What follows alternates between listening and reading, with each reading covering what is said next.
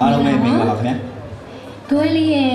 မြို့သမီးစစ်တယောက်နဲ့ဒီကုံလုံးဆက်လေးဆိုတဲ့ show လေးကိုကြည့်ရှုအားပေးတဲ့ပရိသတ်များအားလုံးကျေးဇူးတင်ချင်ပါတယ်ဒီ show လေးမှာ presenter အဖြစ်ကျွန်တော်ဇေယျနဲ့ကျွန်မပပဝင်းခင်တို့ကခွင့်နေဆောင်မှာဖြစ်ပါတယ်ပပကြီး show လေးမစခင်ကိုဟဲလေးအကြောင်းဆိုင်မဆက်ပြမယ်နော်ဟုတ်ကဲ့ပါကိုဟဲလေးက dance အဖွဲ့လေးရစတင်ပြီးတော့ဂီတလောကလေးကိုစတင်ဝင်ရောက်ခဲ့တာပါဟုတ်ပါတယ်အခုပထမဆုံးဘယ်သူ့ကိုစားပြီးဖြစ်လဲ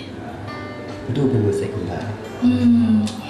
ငါတို့မေးလို့မရနိုင်ဘူးမင်းသိလားဘာတည်းရလဲပပ performance လည်းကောင်းပြီးတော့အစွာလည်းအရင်ကောင်းတယ်မဖြူကျော်တဲ့ဖိတ်မလို့သူနဲ့တွေ့ပြီးဆိုခိုင်းလိုက်မယ်လေကောင်းတယ်အဲ့ဒါကြီးရ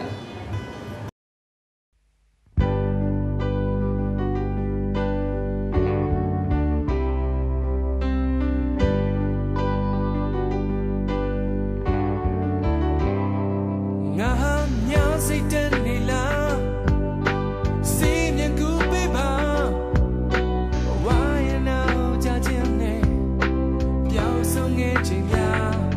爱上他。